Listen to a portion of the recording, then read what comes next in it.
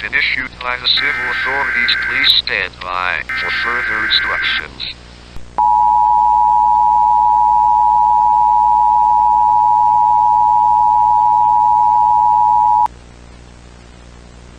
A civil emergency message has been issued by the civil authorities. Please listen to this following message as it might save your life. A local power plant had experienced a strange massive loss of energy. The plant is no longer able to generate electricity for nearly half of the state. This alert is transmitted to the entire state of West Valley.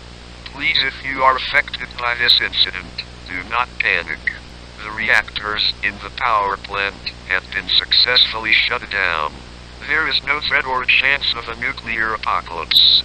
However, we might have found something unsettling. Apart from some looting incidents caused by mass panic over the sudden loss of electricity, we had received multiple video evidences from disturbed residences. The videos contained an unidentifiable entity or an object near the power plant minutes before the emergency shutdown. Here is the entity's sketch. It appears to have a glowing green spheric shape with multiple black tentacles around it. This entity appears to not have any facial features.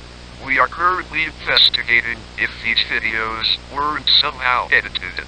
There is still a chance that these videos are fake.